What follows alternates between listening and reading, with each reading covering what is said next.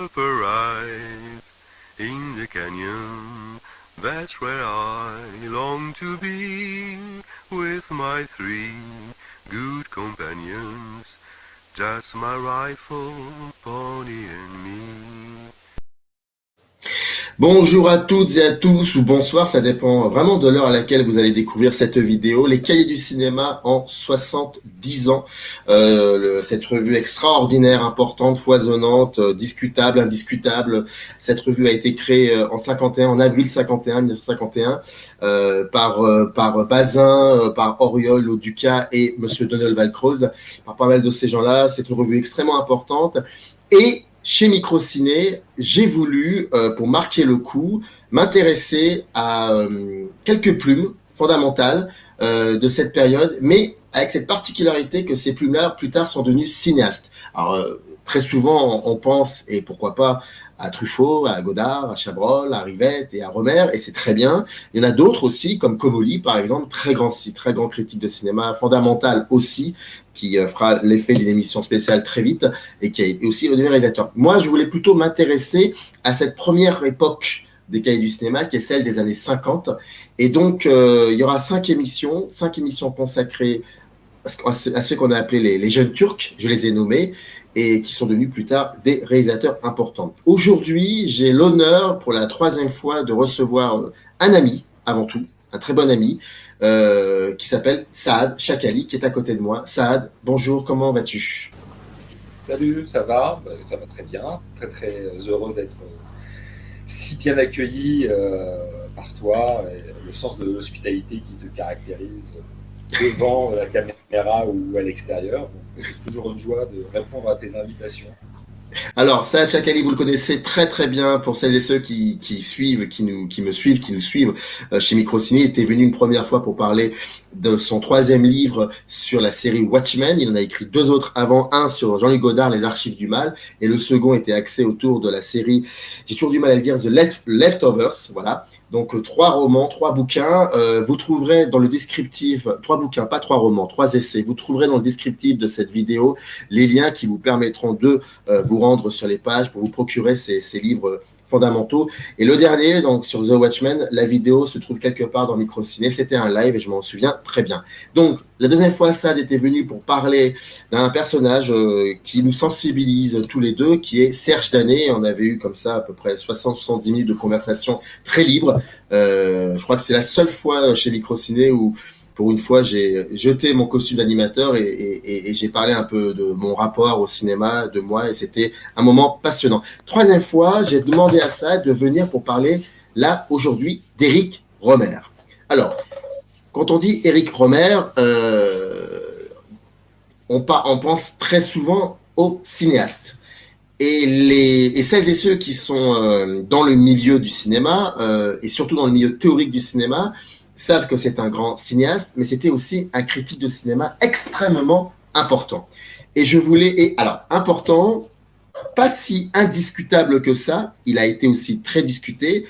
Plus on avance dans le temps, plus il est de plus en plus discuté, et il y a des textes qui font surface. Voilà, il y a quelque chose de très intéressant avec Rohmer, et ça me fait plaisir d'en parler avec Saad, pour plein de raisons, aussi parce que Saad me disait, à travers un message qu'il m'avait envoyé, qu'il fallait aussi parler de cette personnalité qui a fait partie comme ça d'un mouvement, d'une mouvance qui a repositionné la critique de cinéma, qui a, grâce à cette critique-là, pu a placé le mot histoire avec un grand H au sein de cette critique de cinéma, qui a aussi des positions idéologiques qui ont été prises. Voilà, il s'est passé un moment très important durant cette période, un moment extrêmement jouissif où il y avait un plaisir important de communiquer et de parler de cinéma. Et Rohmer en est l'un des personnes, enfin des inspirateurs, des influenceurs.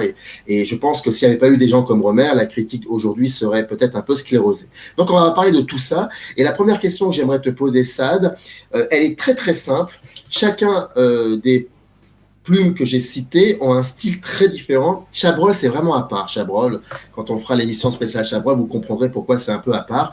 Mais quand on lit un article de Rivette, un article de Godard, un article de Truffaut et un article de Romer, les 4, ils ont tous les 2 des styles différents. Saad, Romer, c'est quoi un texte de Romer? C'est quoi le style de Romer? Est-ce que c'est la même chose qu'il a fait dans les Cahiers du cinéma ou dans Art, ou dans la Gazette, voilà. Est-ce qu'il y a toujours eu c'est quoi un texte de Rohmer? Alors, c'est beaucoup de choses. Encore une fois, je te remercie beaucoup de ton invitation. Je dois tout de suite dire et c'est un terme d'ailleurs qui était important pour Eric Rohmer, je suis un amateur. Hein. C'est-à-dire que j'aime le cinéma, mais j'en parle du point de vue de l'amateur. Ça ne veut pas dire qu'il n'y a pas d'érudition dans cet amateurisme, mais c'est d'abord la position d'amateur qui est la mienne et qui était celle de Rohmer, mais dans d'autres circonstances, et je pense aussi avec bien d'autres élans. Sur ces questions-là, beaucoup a été écrit, et par de très grands historiens, de très grands chercheurs. Il faut tout de suite dire les noms de ceux à qui on doit une reconnaissance à l'égard du travail qu'ils ont accompli pour nous permettre de découvrir et d'apprécier le cinéma d'Eric Rohmer, mais aussi de redécouvrir le massif de son geste critique, de son geste théorique, parce que Eric Rohmer, de toute cette génération-là, est le plus théoricien. C'est d'abord un élément qui le distingue pour moi fondamentalement des autres. Dans la génération de ceux qu'on a appelés, pour les moquer, pour les tenser, les jeunes Turcs, Eric Rohmer est l'aîné, Eric Rohmer est le chef de file, et Eric Rohmer est le maître à penser d'une certaine manière, et c'est surtout le théoricien. C'est celui qui colle le plus à la roue d'André Bazin, mais pour renouveler aussi la pensée de Bazin et la mettre au service de la politique des auteurs qu'ils allaient défendre au sein de la revue des cahiers du cinéma à partir entre 1951 puis surtout jusqu'à 1954, où là, je dirais que le groupe formé autour d'Eric Rohmer, ceux qu'on a appelés les Hitchcockiens, vont prendre le pouvoir au sein de la revue des cahiers du cinéma.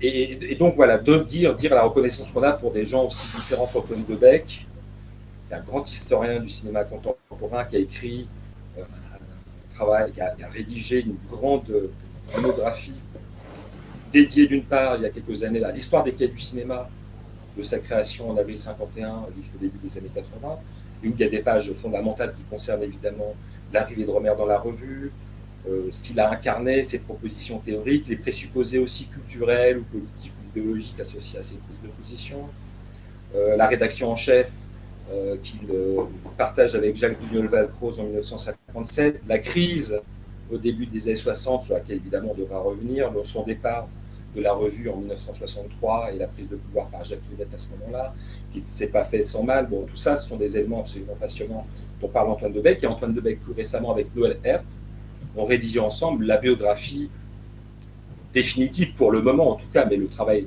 biographique le plus important consacré à Eric Rohmer, qui est un travail de plus de 500 pages, qui est sorti il y a quelques années, qui est absolument fondamental, qui rentre dans un détail en plus qu'on découvre en le relisant, qui est très important, parce que Rohmer était quelqu'un de très secret. Et Eric Rohmer est né en 1955. Jean-Marie Maurice Scherrer est né en 1920. On a fêté le centenaire de sa naissance l'année dernière.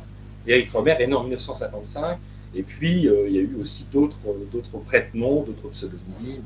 Gilbert Cordier, quand Eric Rohmer a eu un désir d'abord d'être un écrivain, un romancier, quand il fait publier en 1946 Elisabeth aux éditions Gallimard, etc. etc. Donc c'est une vie multiple, c'est une vie secrète, faite de secrets, et sur laquelle on n'avait pas prise. Hein. Et c'est vrai que grâce à Noël Herp en particulier, avec Antoine Debec, on a découvert aussi des choses qui caractérisent aussi, qui appartiennent à la vie des Rohmer, en tout cas qui permettent de mieux comprendre aussi ce qui s'est passé pour lui et pour la génération à laquelle il est associé durant ces fameuses années 50 où, avec les autres critiques des cahiers du cinéma, à l'époque où on parlait de la revue des cahiers jaunes, hein, parce que le jaune était la couleur des cahiers jusqu'en 1964, cette génération-là a opéré un double mouvement absolument révolutionnaire, révolution du champ de l'écriture critique ou de la critique cinématographique, en renouvelant le fond théoriquement et en imposant de nouveaux concepts, de nouvelles manières de regarder ou d'apprécier les films, en imposant aussi de nouveaux noms, et aussi d'une certaine manière en montrant comment l'histoire est en train de se faire dans des endroits où finalement le regard n'était pas jeté, n'était pas le meilleur pour apprécier ce qui se passait notamment dans le cinéma hollywoodien ou ailleurs. Et puis, révolution dans le champ de la pratique cinématographique elle-même, hein, dans le champ de la production et de la réalisation cinématographique. Et tout ça s'est mêlé de concert. Deux petits éléments. Déjà, le premier élément à dire, juste, c'est un petit élément important, c'est que la revue des Quais du cinéma est apparue sur les cendres d'une précédente revue qui s'appelait la Revue du cinéma, et qui s'est arrêtée parce que son rédacteur en chef est mort d'un accident de voiture, c'est Jean-Georges Auriol. Donc Jean-Georges Auriol, évidemment, n'a pas participé à la création de la revue du cinéma, puisqu'il était décédé d'un accident de circulation quelques mois auparavant. Par contre, les personnes qui se rencontrent un jour de février 1951 au 146 avenue des Champs-Élysées, dans un petit bureau, ce sont Jacques de Neuville-Croze et surtout André Bazin, qui sont deux critiques qui travaillent à l'écran français, qui ont beaucoup contribué à la revue du cinéma de feu Jean-Georges Auriol, et puis aussi Léonie Kegel, qui est un ingénieur d'origine géorgienne, Joseph-Marie Loduca, qui est un critique milanais. Donc, voilà. Ce sont ces gens-là qui ont créé la revue des Cahiers du cinéma. Ils l'ont créé à la suite d'un ciné-club auquel ils ont participé, qui est très important, c'est le Parti 49, de ce ciné-club qui était chapeauté par Jean Cocteau, auquel ont participé des gens aussi importants qu'Alexandre Astruc, il y avait Robert Bresson qui était là, ont participé à la fondation d'un festival de cinéma qui s'appelait le Festival du film maudit de Biarritz en 1949. Et s'y sont rencontrés Romer, Boucher et Truffaut à ce moment-là. Voilà, et c'est très important évidemment pour comprendre ce qui va se passer par la suite, c'est-à-dire que la branche de la revue du cinéma qui restait à fonder les Cahiers du cinéma, et une autre branche issue d'un autre ciné-club, qui est le ciné-club du quartier latin, animé par Éric Romer à la fin des années 40, et qui va attirer à lui de jeunes provinciaux comme Jacques Rivette ou quelqu'un qui venait de Genève et qui s'appelait Jean-Luc Godard, voilà, vont écrire dans la Gazette du cinéma, qui est la revue qui va être créée à la suite de ce ciné-club, et qui vont incarner une tendance minoritaire dans les cahiers en arrivant avec Romer en 1951, et qui ensuite va prendre progressivement le pouvoir avec la grande tolérance de cet humaniste qu'est André Bazin pour accueillir des voix qui sont quand même des voix dissonantes, des voix polémistes, des voix extrêmement critiques, qui vont ruer dans les brancards, changer complètement la donne, imposer des noms, imposer des concepts, tirer parti de la porterie de Bazin, qui à ce moment-là est vraiment le plus grand écrivain de cinéma. Et Romer est celui qui va donc, d'une part, théoriser le plus, mais à partir aussi de ses propres postulats ou de ses propres convictions. Donc il est vraiment le maître à penser de cette génération-là. Godard le dira, Rivette le dira. C'est vraiment le penseur, c'est le théoricien, c'est ces grands textes réunis dans Le goût de la beauté, qui est aussi un ouvrage important, le livre publié du vivant d'Éric Romer, voilà, exactement, sous l'invitation de Jean Narbonnier au début des années 80, qui réunit un certain nombre de textes, et les textes les plus importants théoriquement. Ça va ouvrir une ligne à partir de laquelle vont broder tous ces jeunes critiques pour réinventer et le champ de la critique et le champ de la pratique cinématographique, avec cette invention, tu en parlais tout à l'heure, Samir, très important, c'est qu'en fait, ils ont fait passer la critique dans les images. C'est ça, en fait, une des forces de ce qu'on appellera plus tard la nouvelle vague, c'est de faire passer la critique dans les images, parce que nous n'avons pas affaire à de jeunes critiques qui sont devenus progressivement des réalisateurs, c'est que nous avons affaire à de jeunes aspirants cinéastes qui se sont dit qu'ils allaient faire de la critique le temps de pouvoir passer à la mise en scène. Et quand on revient donc sur la trajectoire d'Éric Romer, ce qu'on voit, c'est qu'il commence à faire des films au moment où il commence à écrire, à la fin des années 40. Le premier film d'Éric Romer n'est pas Le Signe du Lion. Le premier film d'Éric Romer, c'est Le Journal d'un scélérat, qui est une variation strohénienne coécrite avec Paul Gégoff, interprétée par lui. Film perdu, c'est 1950. C'est suivi ensuite par un premier long métrage professionnel qui a disparu, qui s'appelle Les Petites filles modèles, donc d'après la comtesse de Ségur, qui est peut-être la référence littéraire la plus importante pour Éric Romer. Un film qu'il a tourné dans un cadre professionnel qui était très très difficile à supporter pour lui, très lourd. Le film a été bloqué, le film a disparu, ce qui était une grande difficulté pour lui. Ça, on est en 1953, 1954. Il tourne deux courts-métrages qui sont visibles sur YouTube. Bérénice d'après Derpo, 54. 1956, La Sonate à Kreutzer d'après Tolstoï. Voilà. La série de Charlotte et Véronique avec Jean-Luc Godard, Charlotte et son cancre. Voilà. Tout ça sont des films en fait, qui précèdent largement Le Signe du Lion, qui commence à tourner à l'été 59. Pendant 10 ans, Romer écrit des critiques, beaucoup, théorise beaucoup, et on reviendra sur l'apport essentiel d'Éric Romer par rapport notamment à André Bazin, mais filme, parce qu'il a envie de faire du cinéma tout de suite.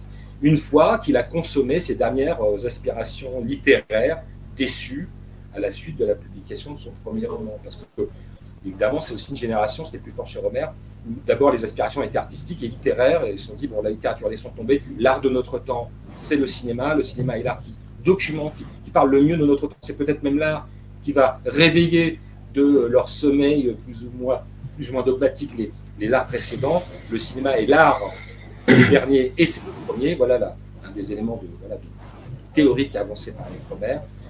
Et c'est au nom finalement de la nouveauté du cinéma que l'art va être saisi avec une profession de foi, une rigueur, un ascétisme, une virtuosité et un sens de l'hétérodoxie, c'est-à-dire de la polémique qui caractérise l'ensemble de cette génération, et particulièrement Eric Rohmer en effet.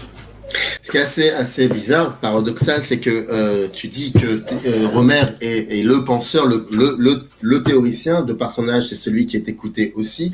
Et dans le milieu de la critique de cinéma, il y a quelques articles que Rohmer a écrits à cette époque-là qui sont importants. Je les cite, hein, il y a le cinéma art de l'espace, et des articles de ce genre. Mais ce qui est assez drôle et paradoxal, c'est que quand on parle de nouvelles vagues et des cahiers du cinéma, tout de suite on pense à un article, c'est non pas celui de Rohmer, ce serait celui de Truffaut, une certaine tendance du cinéma, voire même celui de Jacques Rivette sur Génie de Hawks et sur l'article sur Rossellini. Et comme j'ai cette impression que Rohmer ça a été un peu le secret le mieux enfui de l'histoire de la critique de cinéma. Comment peux-tu expliquer cette espèce de discrétion très particulière qui, au sein même de cette critique, nous savons, nous, que Rohmer, c'est quelqu'un de fondamentalement important. Oui.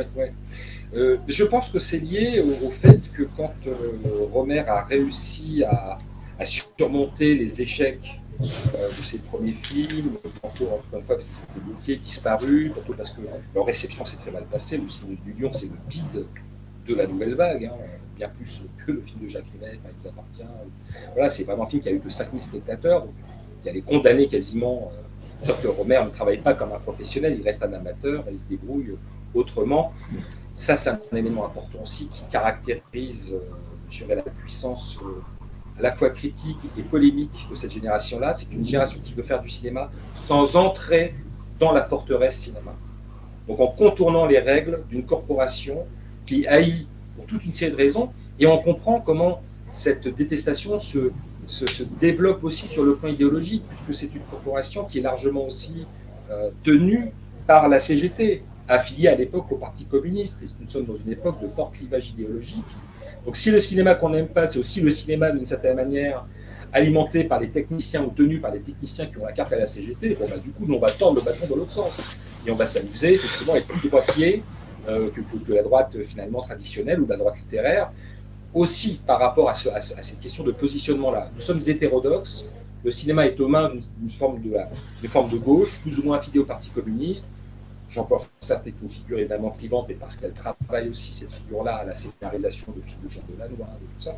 On comprend aussi ces clivages sur ce plan idéologique-là. Ce qui est certain, c'est que Rohmer, lui, a toujours aspiré à être un cinéaste.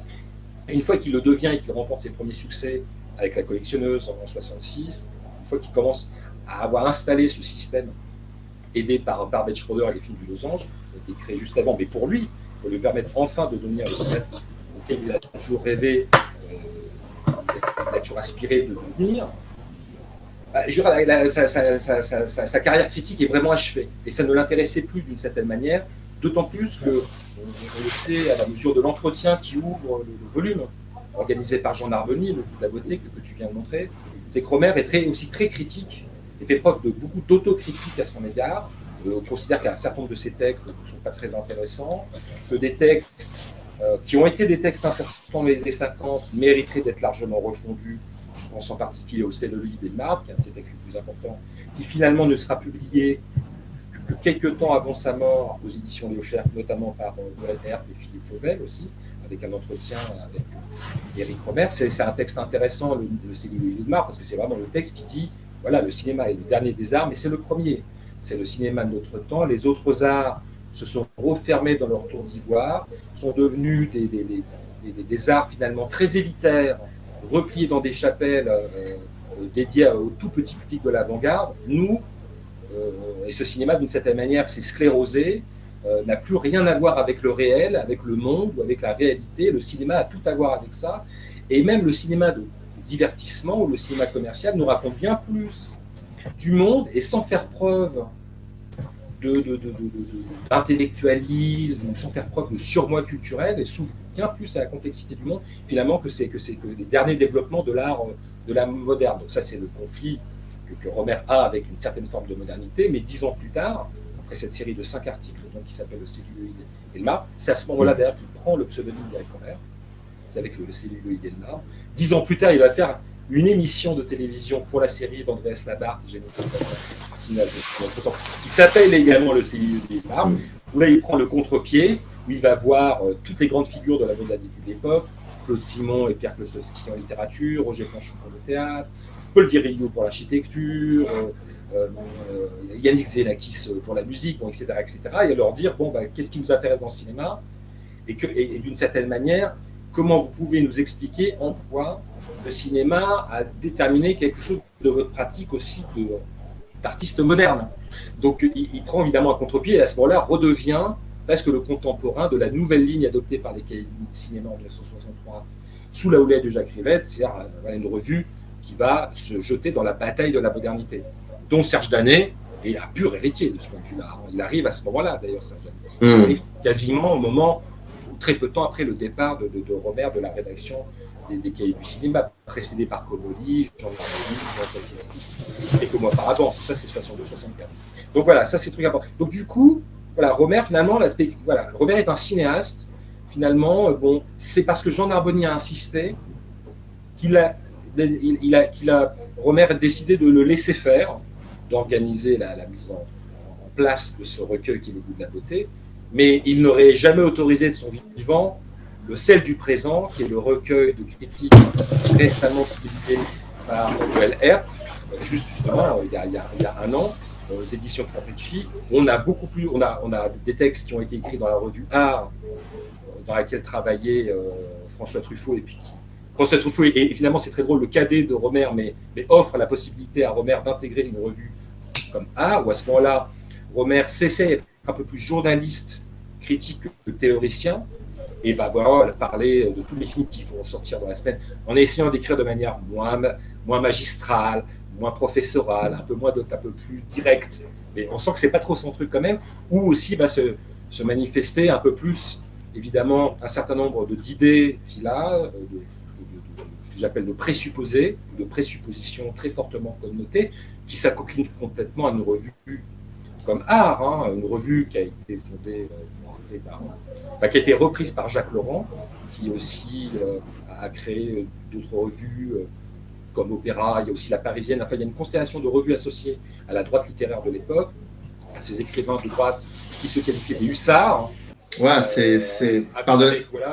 avec Roger Nimier, avec Antoine Blondin, alors, avec tout ça. Pardonne-moi, terminé, voilà. Vas-y. Non, c'est juste pour le terme de droite. C'est pour le terme de droite littéraire. C'est quand même un peu, même parfois, on peut dire même un peu de l'extrême droite quand même quand on relit certains de leurs papiers. C'est pas une droite. Enfin, je veux dire, c'est très discutable. C'est ça. Ouais. Bon, enfin, en tout cas, la dénomination consensuelle, c'est la droite littéraire. Mais ensuite, alors là, c'est un autre point. Ça concerne davantage les écrivains. Il y a des écrivains qui se sont reconnus comme tels en affirmant qu'ils appartenaient à un mouvement qui était aussi opposé à la domination symbolique exercée par Jean-Paul Sartre, à l'époque en particulier, en disant qu'il fallait revenir aussi à des formes romanesques, très traditionnelles, classiques, tout ça. Et c'est des écrivains tout à fait signables, chapeautés par des gens comme Paul Morand ou Jacques Chardon, qui sont des auteurs qu'il faut. Et Jacques Laurent en particulier. Alors Jacques Laurent, si on s'intéresse à lui, qui va reprendre la revue Art, et puis qui va, donc lui, il s'est fait connaître sous le nom de Cécile Saint-Laurent, parce que c'est l'inventeur de la série Caroline Chéry, qui va être un carton. Et grâce à ça, il va reprendre Art. Et lui, c'est un militant de l'Action française, c'est un militant pétainiste. Je veux dire, donc lui, il était bien plus effectivement déployé dans son militantisme que d'autres. En tout cas, de fait, on est vraiment dans une droite qui en fait inclut différentes tendances. La droite est aussi fractionnée, aussi multiple, plurielle, hétérogène et contradictoire que la gauche. Il y a des royalistes, il y a des monarchistes, il y a des républicains, il y a des modérés et il y a des plus radicaux. D'ailleurs, tout ça va se retraduire dans les cahiers du cinéma. puisque c'est aussi une revue où le conflit n'est pas simplement à l'extérieur de la revue contre les autres revues, contre une certaine forme de cinéma académique, pour la promotion d'un certain cinéma hollywoodien, pour la promotion de cinéastes qu'on commence de moins en moins à apprécier, comme Renoir, qui revient des États-Unis, qu'on n'aime plus, ou comme Rossellini, qui, une fois qu'il est détaché du continent du néoréalisme, est à peu près indéchiffrable pour la critique. Bon, là, il y a un vrai combat qui est mené, et de fait, ils ont gagné. Là, de toute évidence, cette génération-là a gagné. Mais effectivement, à partir d'une hétérodoxie, c'est-à-dire de prise de position hétérodoxe, en raison d'une domination à la fois du politique et d'une politique plutôt ancrée à gauche. Donc du coup, Art, évidemment, a fait bon accueil au texte de Truffaut et au texte de Rohmer. Tu parlais d'une certaine tendance du cinéma français, voilà, qui est une espèce de texte un peu programmatique. Ce qui est vraiment passionnant dans ce texte-là, c'est autant que Truffaut vraiment fait un vrai travail de comparaison entre, par exemple, la tentative d'adaptation du journal d'un curé de campagne par Orange et Bost, sur laquelle il a eu accès en lisant comme ça les textes consacrés à cette tentative d'adaptation, et puis l'adaptation proposée à la même époque par Robert Bresson.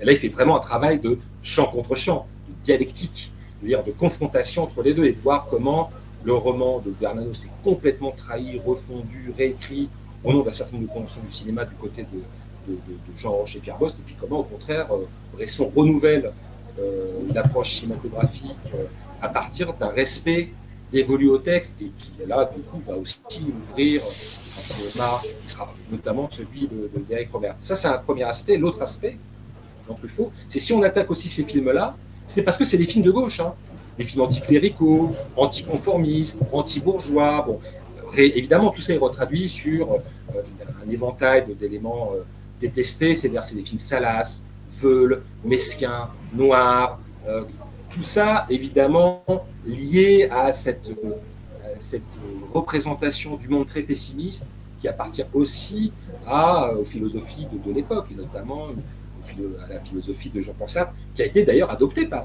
Rohmer. Il a été sartrien, Rohmer. Oui, au début, quand il a vu Stromboli de Rossellini, il a dit non, on va arrêter de se plaindre, on va arrêter en gros de se plaindre et de rouler sa bosse, dans la frange du monde. Nous sommes des êtres sublimes, le miracle nous attend, si nous sommes l'exception, nous serons récompensés d'une certaine manière. C'est aussi une croyance dans le cinéma. Donc il y a ces deux aspects-là, évidemment. Et Rohmer aussi, de toute évidence.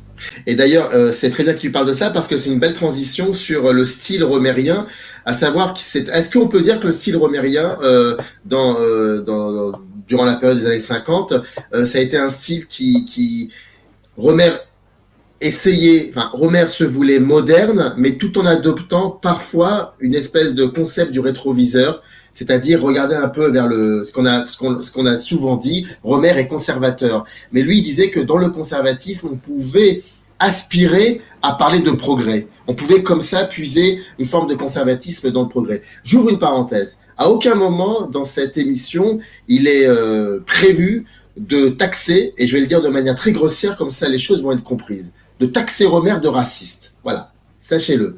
On n'est pas là pour ça. Mais il y a des articles qui ont été écrits, et je trouve que c'est juste passionnant de travailler sur ça, de questionner le pourquoi, les raisons qui ont fait que Rohmer voyait tel film de cette manière. C'est ça qui est assez intéressant, c'est ça qui est passionnant.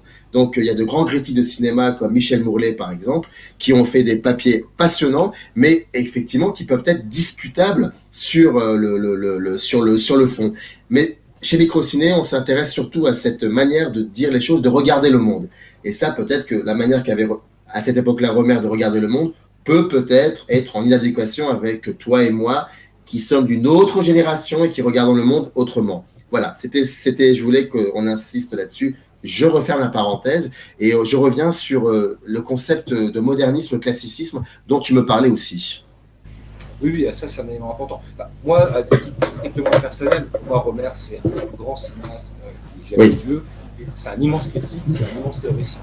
Donc, et Rohmer me laisse la possibilité de faire la part des choses. C'est ça que j'aime énormément chez lui. C'est qu'il me laisse une place que ne me laissent pas beaucoup de réalisateurs qui se disent et s'affolent de me faire comprendre qu'ils sont de gauche, et qui ne me laissent aucune place sinon celle du consentement à une conviction toujours déjà posée. Rohmer, c'est pas du tout ça. Rohmer, c'est celui qui me permet de discuter de ses positions.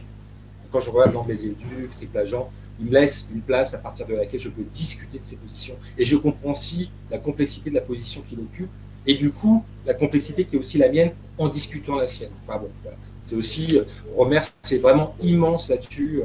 Là, il n'y a pas de doute à dire. Par ailleurs, il faut aussi se dire quels étaient les 3 grands films préférés de Rohmer. Tabou de Murnau Flaherty, Nanook de Flaherty et Que Viva Mexico d'Eisenstein. À chaque fois, en gros, un représentant de la culture occidentale se confronte avec une culture autre. Alors évidemment, lui retraduit ça sur le mode génie du féminisme, génie de l'Occident.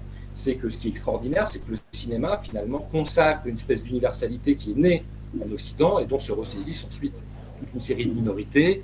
Si Satyajit Ray est un bon cinéaste, c'est parce qu'il a compris que le cinéma, c'était un art finalement fondamentalement occidental. D'ailleurs, des mots terribles sur l'Inde en disant c'est un bon réalisateur, mais l'Inde, c'est moche à filmer. Mizoguchi, c'est sublime. Il a écrit des pages absolument sublimes sur Mizoguchi en disant que c'est le plus grand cinéaste japonais. Mais en y voyant Lancelot et en y voyant Don Quichotte. Et il a raison, d'ailleurs, évidemment. C'est ce que disait aussi Rivet quand il disait Mizoguchi parle le cinéma, donc on le comprend. On n'a pas besoin d'être japonisant pour comprendre Mizoguchi. On n'a pas besoin d'être spécialiste de la culture de tel ou tel pays pour voir un film de ces gens-là. C'est effectivement la puissance d'universalité. Oui, mais ça passe mieux. Ce que dit, comment le dit Rivet, ça passe mieux, exactement. Voilà. Mais Robert, tout à fait, effectivement, il a des sous-préjugés occidentalo-centrés.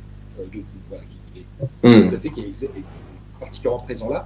Mais ce qui est très intéressant, c'est que c'est des films qui se confrontent avec quand il parle de Nanook, il ne dit pas ce qu'il a écrit sur Tabou, c'est-à-dire que du sang blanc coule dans les veines de ces Polynésiens et je ressens dans mes veines les fibres européennes qui tremblent.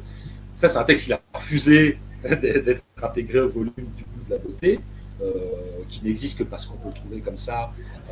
Et puis qui est recensé par Antoine Lebec.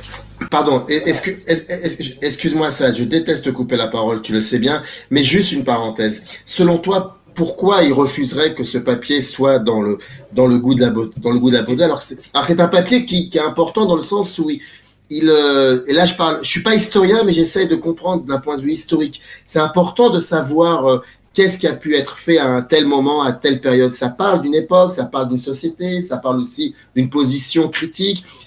Après, Rohmer peut aussi évoluer, et il a évolué, et c'est pas le problème. Mais selon toi, moi, ça m'aurait intéressé, en tant que spectateur face à une position critique, de voir qu'il y a eu un moment, Rohmer voyait cette société de cette manière. Ça m'aurait plu de le savoir, et de le comparer avec d'autres articles qu'il a écrits ensuite, mais aussi avec ses propres d'autres films qu'il aurait fait ensuite. Selon toi, pourquoi il refusait cela? Il faut vraiment se dire que cette génération-là, c'est une génération qui a pratiqué l'exercice critique, et pour certains d'entre eux, donc c'est vraiment le cas de Rohmer, qui a même théorisé, et le cœur théorique, finalement, est d'un bloc assez pur de toute présupposition, de toute préconception. Mais ensuite, une fois qu'ils sont devenus réalisateurs, ces questions de la critique, c'est resté dans leur dos, parce que d'une certaine manière, ils ont continué la critique, mais en continuant, en faisant des films. C'est vrai que chez Chabrol, clairement, c'est la part la plus faible. Truffaut, lui aussi, a fait le ménage, il a choisi aussi ses textes. Du vivant d'un auteur, c'est tout à fait normal de dire je garde et je ne garde pas. Et je fais le tri. D'ailleurs, la critique, c'est ça, à l'origine, c'est d'abord un geste agricole. Chez les Grecs, on sépare avec son crible ou son tamis des bons grains des mauvais grains. Critique, krinein, c'est je prends mon tamis et je sépare. Et je garde le bon et j'enlève le mauvais. C'est ça un critique. Le terme de critique, son origine est agricole. Et ensuite, quand tu lis ça chez Homère, quand tu comprends comment Socrate a repris ce terme en disant, on fait la même chose en philosophe. Les philosophes sont des paysans, ils séparent des bons grains des mauvais. Ils séparent le grain du vrai du mauvais grain de la rhétorique des sophistes. C'est ça la critique. Donc c'est normal que la critique devienne autocritique, qu'on fasse aussi le choix en se disant, Rohmer, de fait, ne pouvait plus accepter, une fois, je veux dire qu'il a grandi, ou qu'il s'est confronté quand même effectivement à un certain nombre de choses, de se dire, non, c'est des textes qui sont un peu honteux. Ces textes qui sont un peu honteux, et j'ai pas envie qu'ils soient un peu... Je signale, on a eu, il y a quelques années, par le Cher, l'édition des textes de Jacques Rivette, qui était beaucoup moins idéologiquement vissé et qui était un peu plus à gauche que ses camarades. Oui. Vague. Bon, lui, il avait refusé jusqu'à sa mort que ces textes soient édités. Ils ont été édités après sa mort. Il a refusé jusqu'à sa mort. Et pas évidemment, pour Romer pour des raisons idéologiques, mais je pense surtout parce que tout ça, c'était dans son dos. Pour ces gens-là, il s'agissait de faire du cinéma et faire de la critique. C'était d'une certaine manière toujours déjà faire du cinéma, là où c'est le plus explicite, là où la chose est d'autant plus manifeste, évidemment, c'est chez Godard. Je veux dire, là, il y a déjà des jeux où là, on voit déjà, on sent très très fortement le cinéaste. Voilà, ça, c'est un aspect des choses. Donc moi, ça me dérange pas. Par contre, je trouve passionnant qu'un historien ressorte le texte et puis effectivement nous donne à lire, parce qu'on comprend effectivement une époque, on comprend aussi des convictions qui sont restées très très fortes, et en même temps, on comprend aussi que le rapport qu'il entretenait par exemple avec son frère, avec René Scherrer, c'est très intéressant. René Scherrer, c'est quand même un philosophe particulièrement libertaire, évidemment de toute évidence, beaucoup plus à gauche qu'à droite que son frère. Ils ont gardé une excellente relation toute leur vie. Et c'est René Scherrer qui dit finalement la seule conviction réellement politique de son frère, de René Scherrer, avec Romer, c'est l'écologie. Finalement, la seule personne pour laquelle il n'ait jamais voté, c'est René Dumont en 1974, et la seule politique qu'il ait rencontré dans sa vie, c'est Pierre Rabhi, au début des années 2000. Donc, je veux dire, ça, c'est intéressant à savoir. C'est ça qui, fondamentalement, l'a intéressé. Et puis, l'autre chose aussi, c'est qu'il a... Alors là, c'est sûrement une réaction du fils par rapport au père. C'est que l'un des enfants d'Éric Romer, c'est René Monza, qui est le fondateur de Ralfron, qui est un grand journaliste, un grand connaisseur de l'extrême droite et un grand militant contre l'extrême droite. Donc finalement, Robert s'est quand même assez bien démerdé au bout du compte. Alors, de toute évidence, c'est un traditionnaliste, royaliste, monarchiste. Il lisait La Nation française, qui était le canard de l'Action française, dans les cahiers du cinéma, ça faisait hurler Rivette. Il avait comme ami Jean Parvulesco, qui est un membre de l'OS. Jean Parvulesco, qui a une grande place, qui a une place certaine, en tout cas à bout de souffle. Ce qui est génial, c'est que c'est joué par Jean-Pierre Melville, qui incarne une autre droite. C'est différent qui d'un coup, ça c'est le sens de la contradiction de Godard. Parvulesco, le roumain ésotérique qu'on voit d'ailleurs dans L'Arbre, le maire et la médiathèque. Il a une discussion politique au tout début avec François-Marie Bagné. Il s'est engagé pour l'OS, il a fui la France, il a promu le fascisme en Espagne, il a célébré la nouvelle vague en disant que c'était tous des fascistes. Bon, évidemment, ça c'est très intéressant. Ça dit en tout cas qu'il y avait de fait, à l'époque, une certaine porosité entre ces jeunes dandys qui, par hétérodoxie, se disaient évidemment dans la haine de la gauche, de l'anticléricalisme, et ça concerne Truffaut, ça concerne Chabrol, qui a fait la bringue avec Jean-Marie Le Pen, à la fac de droit, et qui était très ami avec Paul Gégov, qui a écrit des textes antisémites absolument abominables, et qui jouait au SS comme ça constamment pour amuser dans les soirées, ce qu'on retrouve dans Les Cousins. Dans Les Cousins, magnifique. Qui refait la scène de Gégov, c'est tout ça. Donc c'est ça qui est intéressant avec ces gens-là, c'est que politiquement, ils incarnent une forme c'est sans conviction, mais ils sont clairement plutôt à droite, sans conviction, c'était pas des militants.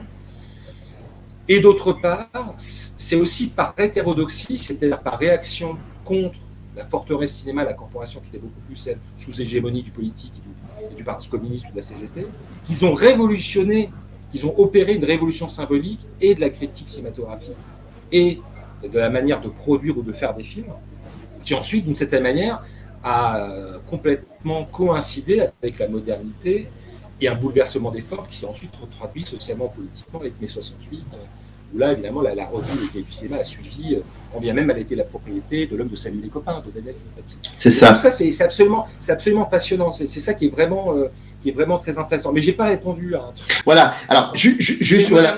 C'est ça. Alors juste avant qu'on parle de cela, qui est pour moi peut-être le moment le plus important de cette émission, parce que ça parle du style Romer et c'est important d'en parler. Juste après, donc tu auras parlé de cela, on terminera sur ce qui s'est passé en 63. Parce que ça aussi, alors non pas sur le fait divers entre parenthèses, mais plutôt sur ce qu'il y avait autour de cela, c'est-à-dire comment on parle de politique en 63, comment on parle de cette nouvelle vague d'un point de vue cinématographique en France, mais aussi dans tous les autres pays, comment on parle de choses politiques très importantes comme la guerre d'Algérie, comment se positionne les cahiers du cinéma, et qu'est-ce qui fait que et finalement après avoir parlé de tout ça, on comprend ce qui s'est passé en 63 au sein des cahiers. Donc voilà, ça sera à la fin. Revenons sur le style Romer, donc la question que je te posais sur le classicisme au modernisme. Oui. Alors sur cet aspect-là, c'est un des noyaux forts de l'apport théorique d'Éric Romer, l'âge classique du cinéma en particulier. Un texte absolument fondamental aussi qu'il a écrit qui s'appelle La Somme d'André Bazin, un texte qu'il a écrit quelques mois après le décès d'André Bazin, donc il meurt le 11 novembre 58, le texte par le Cahier du cinéma en janvier 59, qui est un texte absolument fondamental. Le cinéma art de l'espace, le celluloïd et le marbre, Vanité que la peinture, voilà, ça c'est le cœur nucléaire de la pensée d'Éric Romer. Et ce qui est très intéressant, c'est que Romer dit que le cinéma est un art moderne parce que c'est une machine. C'est une machine. Et l'apport d'André Bazin, que Romer va redéployer pour son compte, mais aussi pour cette génération Hitchcockienne, c'est de dire que finalement, l'art du cinéma, c'est un art qui ne dépend presque pas, finalement, d'un artiste derrière la caméra. C'est d'abord la machine qui enregistre. Et elle enregistre le monde de telle sorte qu'on n'a plus besoin des vieilles métaphores, des vieilles analogies, ou qu'on n'a même plus besoin d'un artiste d'une certaine manière. À ce moment-là, à cet endroit-là, il y a d'abord une dimension ontologique qui caractérise le cinéma. Le cinéma ne décrit pas, le cinéma ne raconte pas, le cinéma montre, le cinéma enregistre. Et enregistrer le réel, aucun texte littéraire, aucune peinture ne pourrait arriver justement à rendre compte de cela, sinon en inventant, évidemment, en créant des métaphores, parce que ces choses-là, telles qu'elles existent, elles ne peuvent pas apparaître directement dans la forme littéraire, la forme poétique, la forme architecturale, la forme picturale, la forme musicale. Par contre, le cinéma, c'est là. Le cinéma enregistre. Le cinéma, c'est lumière. La beauté arrive, comme il dit, Romer, et comme disait son maître André Bazin, sui generis, par elle-même, sans forçage. C'est le vent dans les arbres, c'est la variation lumineuse, c'est l'ombre, c'est le geste accidentel, c'est le regard caméra. Ça, c'est extraordinaire. Quand Bazin parle du monde du silence, il dit voilà, on a enregistré le fond de l'océan, c'est de l'art. Je veux dire, c'est pas Orson Welles qui a fait ce film-là, mais c'est comme Orson Welles d'une certaine manière. Donc il y a cette dimension mécanique, machinique. Donc c'est un art moderne qui va beaucoup plus loin en ce sens que les autres arts, qui à ce moment-là se retournent sur eux-mêmes pour réfléchir à leur propre spécificité. La peinture devient abstraite, la littérature devient plus ésotérique, on laisse tomber le récit classique, on rentre dans la conscience des personnages, la musique devient dodécaphonique ou atonale, enfin il y a toute une invention comme ça.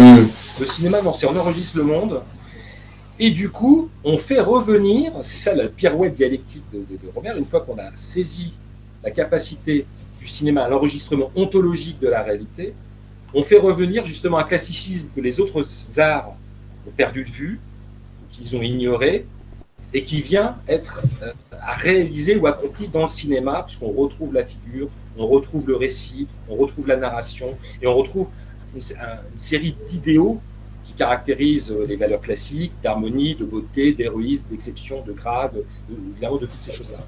Donc le paradoxe, c'est ça, c'est que le cinéma est une machine moderne qui renvoie les autres arts au musée, au marbre, mais le celluloïd, avant de devenir du marbre, d'une certaine manière, ne le sera qu'en parachevant un programme classique dont il se veut aussi clairement l'héritier. Et du coup, il crée une coïncidence entre classique et moderne au lieu d'envisager les choses par opposition. Finalement, la dialectisation proposée par Romer est beaucoup plus fine qu'une simple opposition. Lui, ce qu'il voit, c'est une contradiction et qui sert la modernité du cinéma. Voilà. Mais ce qui est très intéressant, c'est que quand il fait le signe du lion, la musique du signe du lion, c'est une musique d'un modernisme total. On va entendre des musiques concrètes dans le cinéma de Romer, parce qu'on fait des formes très concrètes, évidemment, de la vie moderne. Et de ce point de vue-là, il est aussi moderne que Baudelaire. Quand il dit la modernité, c'est la ville, l'anonymat, la foule, et puis des gens quelconques. Et la vie ordinaire, dans ce cas-là, pas de très extraordinaire. Ça, Romer y croit, mais il croit aussi que le classicisme tel que Goethe l'incarne en littérature, c'est-à-dire une forme d'harmonie, de beauté des choses, des gens qui peuvent avoir une décision, faire un choix qui va tout d'un coup leur offrir une grâce inespérée. Ça, c'est encore possible malgré tout. Et là, je reste classique. Donc, c'est dans la congruence du classicisme et de la modernité que Bazin tire une ligne qui va être suivie par tous les autres. D'ailleurs, il faut rappeler un plan de Godard dans Bonaparte qui est tout à fait romérien. classique égale moderne. C'est ça la force extraordinaire de cette génération-là, c'est que cette génération a su qu'elle allait achever une certaine histoire du cinéma en comprenant que cette histoire venait de lui. Elle l'a su, elle le savait. Elle le savait, elle a eu cette conscience-là. C'est ça qui rend vraiment cette génération pour moi absolument héroïque, parce qu'il y a un paysage d'événements, il y a la Seconde Guerre mondiale, il y a des innovations techniques. Il y a Shoah qui est arrivé entre temps. Il y a un moment générationnel très fort, il y a toute une série de choses. Hein, et ils ont compris à ce moment-là que quelque chose était en train d'advenir, qu'ils allaient aussi incarner. C'est pour ça qu'ils ont affronté tellement d'obstacles et qu'ils ont tellement réussi à bouleverser les choses, parce qu'ils étaient animés d'une foi très grande. C'est que le dernier des arts est le premier, mais c'est aussi parce que c'est une machine, donc on est complètement dans la modernité. Ça ne nous empêche pas de créer de l'écriture. Le cinéma, c'est de l'ontologie et de l'écriture. J'aime beaucoup d'ailleurs ce que dit Rohmer, il dit c'est même de la rhétorique. Finalement, c'est assez pauvre, par contre on peut créer plein de choses. C'est toute une série de conventions, c'est assez simple, Emma, mais là-dessus, on peut tirer des variations infinies. C'est le principe même des contes moraux. L'anecdote n'a pas grand intérêt en soi, ce sont les variations évidemment qui sont géniales. Pas du tout l'anecdote. Un homme et une femme vise une femme, une seconde femme s'interpose entre son désir à viser lui-même et puis revient à la première. Ça n'a aucun intérêt fondamental. Bon. Mais par contre, les séries de variations sont extraordinaires. Dans la série, il y a vraiment un certain nombre de chefs-d'œuvre. Donc c'est ça qui est vraiment passionnant chez Rohmer à ce moment-là. C'est de dire, ok, la modernité très très bien, mais elle appartient à la machine. Nous, ce qui nous intéressait, c'est parachever un certain programme classique qui est un peu reflué du monde, parce que domine une vision très pessimiste, très grasse, très noire, très épaisse du monde, qui se répand dans le cinéma français et dans lequel le cinéma français se complaît, hein, le cinéma de la tradition, là où tout le monde est méchant, tout le monde est vieux, tout le monde est mesquin. Non, les gens sont beaux, même quand ils sont dans la merde. Le Cygne de Lion, c'est le film signé d'un homme qui a eu faim. Et toute cette génération a eu faim. Rohmer, sauf Chabrol. Rohmer, Rivette, Truffaut, c'est des gens qui ont eu la dalle. C'est des gens qui ne mangeaient qu'une seule fois par jour. Rohmer, il a commencé à vivre à peu près convenablement en 1957.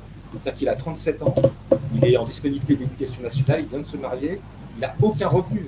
Il n'a que dalle. C'est pas du tout un héritier, Rohmer. C'est pas un gros bourgeois. C'est le fils d'un petit fonctionnaire de préfecture et d'une mère qui était très croyante et qui voulait absolument pas que son fils se compromette avec la bohème parisienne.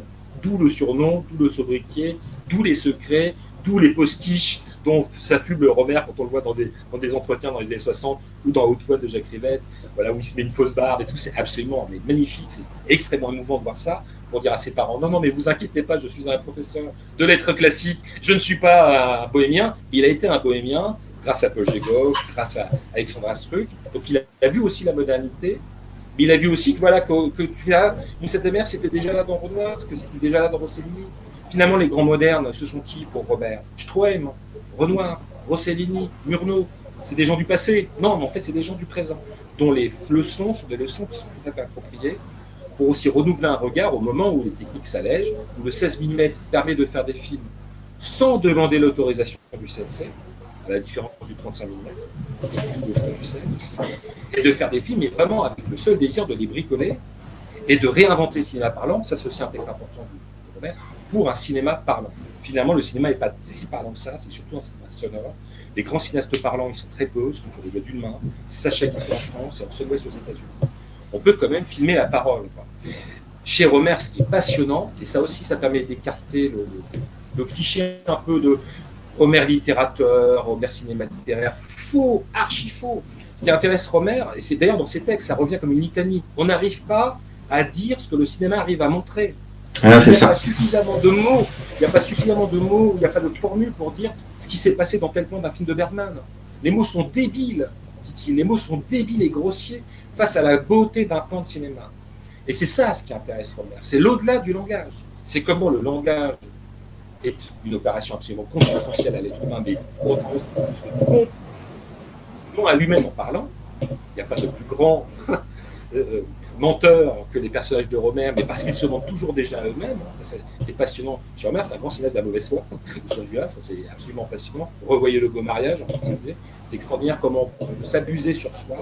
On se raconte des histoires, on raconte des histoires aux autres pour autant qu'on se raconte toujours déjà soi-même.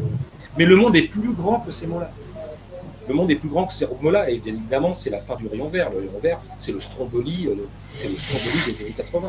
Et on comprend comment ce film, effectivement, a pu, pour reprendre les termes de Rohmer, opérer cette conversion en lui. S'il voit un cinéaste moderne qui a laissé tomber toute une série de formes cinématographiques, qui est même en train de laisser tomber le néo-réalisme d'une certaine manière, avec la dimension un peu sociale, qui prend une star hollywoodienne, qui la jette parmi des pêcheurs de thon. Et là, je retrouve Goethe. Voilà, alors que le film est d'une modernité totale, je vois la grâce telle qu'en parle Pascal, par exemple. Quand il parle de la grâce. Et quand il fait le Manu chez Maud, il fait exactement ça. Vous voyez la subtilité ou la dialectique très fine de Rohmer, quand il montre que le catholique, joué par Jean-Louis Trintignant dans Manu chez Maud, est celui qui croit de moins en moins, d'une certaine manière, à sa foi, et qui pense que Pascal est devenu illisible pour lui, et qui discute de cela avec Antoine Vitesse, le communiste, que Rohmer a rencontré dans les manifestations de mai 68. Et le communiste qui dit « Mais moi, j'adore Pascal, comme communiste, parce que Pascal, c'est le pari, et que le marxisme ou le communisme ou les lendemains qui chantent, ça tient du pari. » C'est très exactement ce que va raconter Daniel Ben Saïd dans les années 90. Enfin, je veux dire, ça, c'est Rohmer qui l'a fait. Et puis, je rappellerai un élément important, c'est qui est la monteuse des films de Rohmer dans les années 60, 70, 80 ? C'est Cécile de Cugis. Cécile de Cugis a porté les valises pour le FLN. Cécile de Cugis a fait 2 ans d'emprisonnement pour avoir porté les valises du FLN. Et ben, c'est la monteuse d'Éric Rohmer. Ça veut dire quelque chose. C'est ça, je veux dire, Rohmer, c'est très complexe, c'est complexe, c'est pas aussi simple que ça. Et puis discuter avec Rohmer.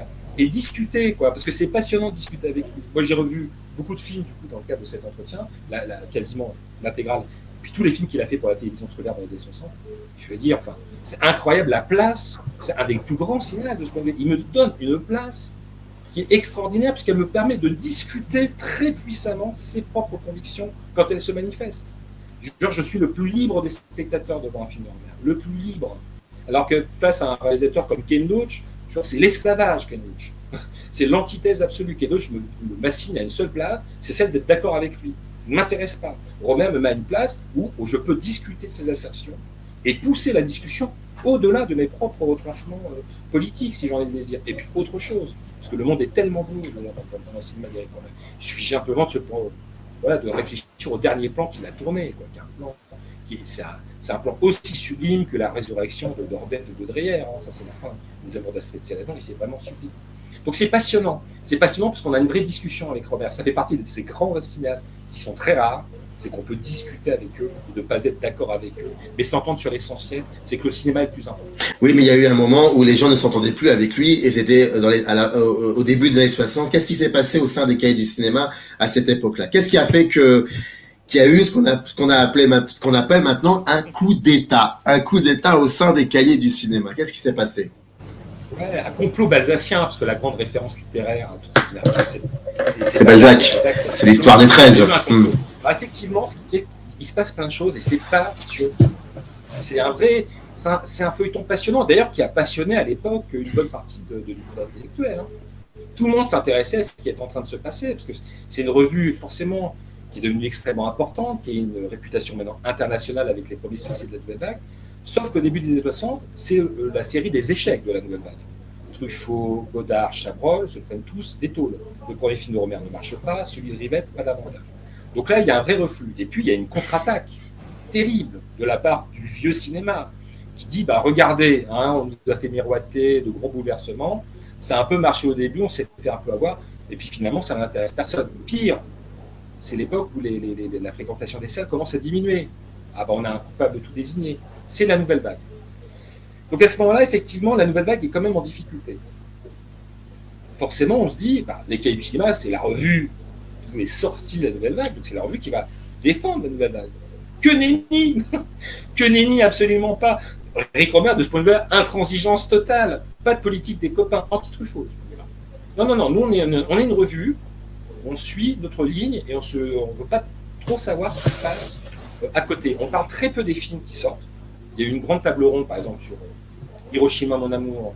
Et d'ailleurs, c'est Rohmer qui explicite le plus la modernité, le cubisme d'Alain Resnais, le fait qu'il est vraiment le contemporain des grandes recherches formelles de son temps. Ça, Rohmer le reconnaît et trouve ça tout à fait appréciable, par ailleurs. Mais voilà, très peu de choses. Jean Douché, qui est l'éminence des grises de Rohmer à la rédaction des films du cinéma, parle quasiment pas des films de la Nouvelle Vague. Voilà, il y a très peu de choses. Par contre, on continue à valoriser le cinéma hollywoodien. Donc on voit les derniers faits classiques. Hein. Quand Romer écrit l'âge classique du cinéma, c'est avant Anatomie d'un meurtre, Autopsie d'un meurtre de Preminger, c'est avant Rio Bravo, c'est avant La mort aux trousses, c'est avant Les Cavaliers de John Ford. Effectivement, le classicisme était devant nous. Je veux dire, on n'avait pas encore vu ces chefs-là. Ils sont le parachèvement du grand programme classique hollywoodien. Et puis il y a les jeunes cinéastes hollywoodiens qu'il faut défendre. Samuel Fuller, enfin en tout cas la génération plus jeune, Anthony Mann, Nicolas Ray, Frank Tashin, Jerry Lewis, bientôt. Et voilà. Et là, alors le propriétaire du titre, Jacques Deneval-Croze, par contre, qui réalise aussi, je dis bon, il y a un problème quand même, effectivement. François Truffaut, Godard en particulier, disent bon, ce serait bien quand même que la revue redevienne un instrument de combat et qu'elle nous aide parce que effectivement, on est vraiment en difficulté. Donc ça, il y a cet aspect-là. Par ailleurs, c'est vrai que sur le plan économique, Romer, c'est toute une économie ascétique, une économie pas du tout dispendieuse. C'est débrouillé pour que les cahiers du cinéma deviennent rentables, mais guère plus, en favorisant l'épargne et tout ça. Et pas de dépenses, hein, pas de dépenses chez Romer, pas de dépenses injustifiables. Et là aussi, Deneval-Croze dit c'est dommage, on pourrait quand même gagner un peu plus de marge de manœuvre économique si on déployait peut-être une nouvelle formule. Donc la défense de la nouvelle vague est évidemment un élément important, l'aspect économique aussi, l'aspect politique. Ouais, c'est ça aussi. Voilà, ça c'est un aspect évidemment fondamental. À la fin des années 50, début des années 60, il y a un truc qui s'appelle la guerre d'Algérie. Bon, le jour ça arrive dans la petite rédaction des Cahiers du cinéma. Qu'est-ce qui se passe ? C'est l'époque où aussi on en veut à Romer d'avoir ouvert ses portes, tu parlais de Michel Mourlet, aux MacMahoniens, donc ces cinéphiles qui se retrouvaient au cinéma de MacMahon, hein, dans certains arrondissements, et qui étaient c'était des nantis de droite, mais certains beaucoup plus que d'autres. Michel Mourlet, lui aussi, ça devient un politique. Hein, oui, ça c'est. Voilà, ouais. Et c'est lui qui a écrit un texte très important de l'époque, qui s'appelait Sur un art ignoré, que publient les cahiers du cinéma en 1959 à ce moment-là. Et dans ces pages, il y a aussi un certain Philippe Dugue, Nation française, royaliste, Action française, qui écrit un texte hallucinant, mais génial, hein, sur les deux cavaliers de John Ford, où il parle bon, le racisme, bon, ok, hein, mais franchement, mis à part le nazisme, quand le nazisme fait du racisme, c'est pas bien. Mais le racisme, c'est un petit truc provincial, c'est tout à fait moyen, c'est tout à fait quelconque dans une société normale. C'est passionnant parce que c'est le programme de la série de films Qu'est-ce qu'on a fait au bon Dieu. Qu'est-ce qu'on a fait au bon Dieu, c'est dans le texte de Philippe Dugue, en fait. Si on est tous un peu racistes, quand on est de bons Français, on est tous un peu racistes. Donc c'est pas un sujet. Donc on est en pleine période de la torture et de la guerre d'Algérie. Voilà, donc Rivette, il commence à péter un câble. D'ailleurs, il va défendre Octobre à Paris de Jacques Panigel, en disant le comité Maurice Audin, en disant voilà, c'est un document important. Donc voilà, à chaque fois, il y a un coup à droite, donc il y a un coup à gauche, il y a un coup à droite, à gauche. Donc cette question politique devient de plus en plus clivante, parce qu'il y a une politisation à laquelle ne peut plus échapper la revue des cahiers du cinéma. Alors c'est plus effectivement la vieille droite et la forteresse des cahiers du cinéma. C'est maintenant... Et il y a positif, et il y a positif à côté qui n'arrête pas d'envoyer du... voilà. Alors, voilà, le truc important qu'on n'avait toujours pas dit, c'est que le tout premier livre qui dit que Fred Hitchcock est un génie, un des plus grands inventeurs de l'histoire du cinéma, c'est Eric Romer et Claude Chabrol en 1957. Je veux dire, le génie d'Alfred Hitchcock, c'est une construction française. Jusqu'alors, on disait que c'était un grand réalisateur des années 30, il s'est compromis avec Hollywood, c'est fini. Il y a deux petits Français qui ont prouvé que Hitchcock était encore plus grand à Hollywood qu'avant. À l'époque, Ado Kirou de Positif écrit « Ces gens-là sont des fascistes » et Hitchcock sert leur culture néo-nazie.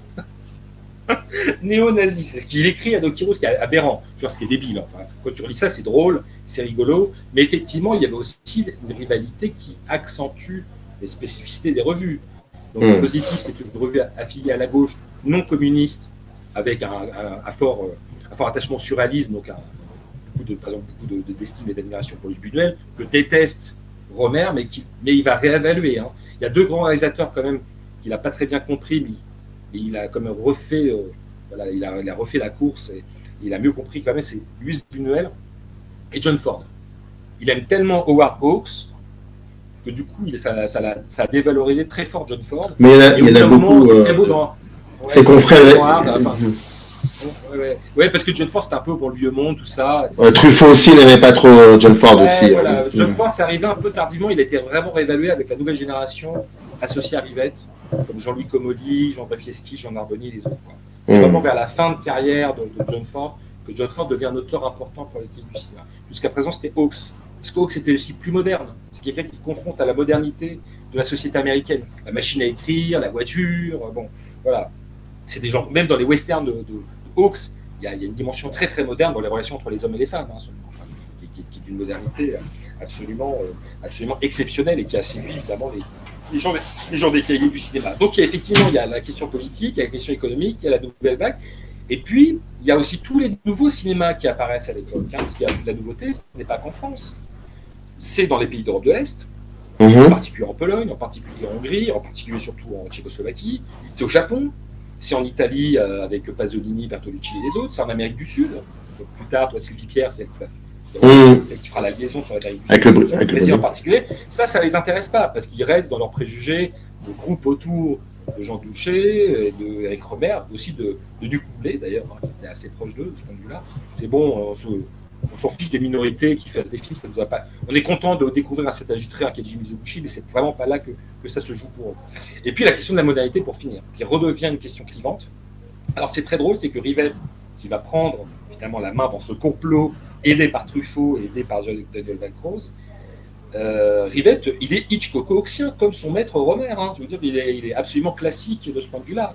Mais c'est vrai qu'il va virer sa cutie. L'élément important dans les cahiers, les deux critiques pour comprendre vraiment ce changement à partir de la question de la modernité, qui va devenir un cheval de bataille vraiment intense dans les années 60, c'est Michel Delahaye, d'un côté, et surtout Andreas Labart, qui arrive en 1956 dans la revue. C'est vraiment lui qui vient avec la culture de la modernité que n'ont pas du tout les cinéphiles, les cahiers du cinéma. Et bien Rivette se rallie à ça et dire bon, voilà, donc ce seront des grands entretiens avec Pierre Boulez, Roland Barthes, Claude Lévi-Strauss, que va initier Jacques Rivette. C'est un moment magnifique pour la revue, mais clairement, ça ne peut plus fonctionner avec Rohmer. Rohmer ne veut pas partir. C'est aussi son seul moyen de subsistance. C'est lui qui a pris la revue en 1957, alors que Daniel Van Croes n'est pas tout à fait là, parce qu'il travaille aussi sur ses propres tournages, et puis André Bazin est malade. Et personne d'autre que lui ne veut prendre la revue. C'est un peu comme Danet en 1973. Hein. Voilà, c'est Rohmer qui a fait le travail.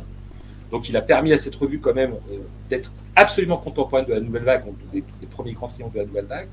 Une revue qui se maintient en qualité et en réputation, mais qui restait un peu sur son précaré au moment où les bouleversements culturels, sociaux et politiques sont quand même plus forts que la ligne hitchcockienne de la décennie précédente. Et du coup, on a, voilà, et donc du coup, c'est assez drôle, voilà, Rohmer, on a mis dehors. Jacques-Daniel Van Croes a une phrase très très belle, il dit, et dire, on a fait partie de ceux qui ont mis à la porte Monsieur Rohmer. On s'en remettra jamais de ça. Donc du coup, ça a créé, en lisant entre les lignes, on voit la dissension entre Rohmer et Rivette. Il y a quelque chose qui s'est quand même, voilà, qui s'est un peu... dont parle Françoise Etchegaray dans un livre qu'elle a sorti il y a quelques mois, qui s'appelle Contes des 1001 Rohmer, aux éditions Exil. Françoise Etchegaray, ça a été la productrice de Rohmer, son assistante de production, enfin, elle a été la femme à tout faire de ses films à partir des années 80-90 jusqu'à la fin, et elle raconte plein d'anecdotes sur le Rohmer de cette époque. C'est absolument passionnant. On voit Rivette et Rohmer, il y a une entrevue de Rivette avec Rohmer où Rivette repart vraiment mais cassé, quoi. Rohmer est terrible avec lui parce qu'il y a eu cette blessure, et ça a été une blessure très très grande pour Rohmer. Donc blessure, il faut rappeler quand même que les petites filles modèles, le film disparaît, le signe de Dulion bide, il se fait virer des cahiers, c'est l'aîné de la bande. C'est lui qui a quand même imposé une ligne, c'était le théoricien, c'est lui qui a maintenu les cahiers du cinéma après la mort d'André Bazin, c'est l'élève, l'héritier d'André Bazin, et c'est lui qui se fait virer et qui gagne sur aucun tableau. Je veux dire, heureusement qu'il ne connaissait pas la psychanalyse ou la psychologie, tout ça, parce qu'il aurait fait une dépression. Mais lui, il croyait en Dieu et il croyait en sa foi. Et il s'est dit, c'est pas grave, tout ça, tout est bien. Comme dans Le Signe du Lion, ma fortune... Et heureusement, sa fortune, c'est un petit cinéphile... un peu cosmopolite, qui s'appelle Barbet Schroeder, qui dit qui part avec Rohmer. Il y a plein de gens qui sont venus avec Rohmer, dont Boucher, Jean Donarchi, Barbet Schroeder. Il dit on va créer une petite société de production Et puis on va s'occuper de vous, monsieur, parce que vous êtes tellement important et visiblement vous avez une telle conception du cinéma, donc on doit vous donner les moyens nécessaires pour faire vos films. Ce seront les comptes moraux et après la suite. Et là, on arrête. Parce que là, on passe à Romer cinéaste. Et ça n'est pas le sujet de cette émission d'aujourd'hui. Mais je trouve que tu as été extraordinaire sur la manière de conclure cette émission. Tu sais, on en sort chaque fois grandi quand on discute avec toi, Saad. C'est pour ça que c'est vraiment un honneur de discuter avec toi. Vraiment, il y a des choses que je ne voyais pas dans son style et je te remercie. Je te remercie amplement. C'était le premier numéro consacré aux 70 ans des cahiers. On essaie chez j'essaye chez Microciné pas de rendre un hommage, hein, mais vraiment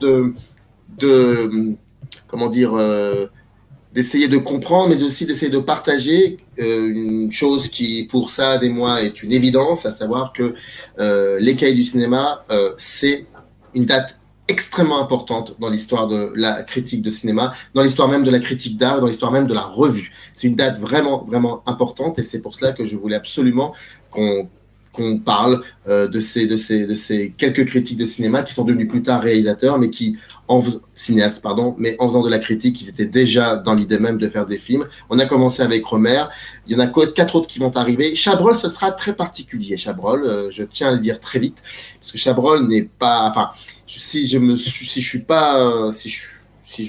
bonne mémoire, j'ai jamais vraiment été happé par un article de Chabrol. Je crois même lui le disait déjà. Mais Chabrol, c'est une histoire qui est très très particulière. On en reparlera plus tard. C'est prévu. Donc, Saad, merci beaucoup pour la générosité de tes propos, pour l'intelligence aussi, pour nous avoir aiguillonnés sur pas mal de choses.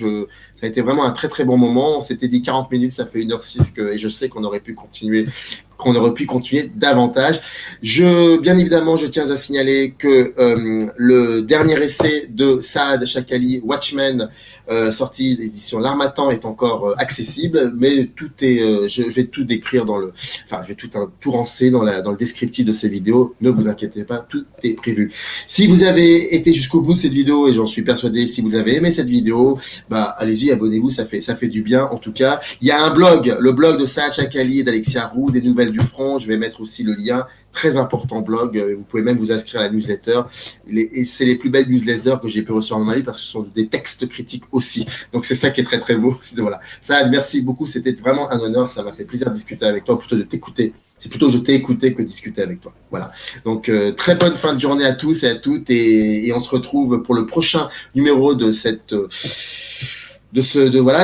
explication de ce texte, de ce rapport au cahier. Ça sera certainement, je pense, avec Jacques Rivette. Voilà. Et avec Hélène Frappa qui va nous faire l'honneur de parler qui d'autre qu'Hélène Frappa peut nous parler de Jacques Rivette, théoricien aussi important.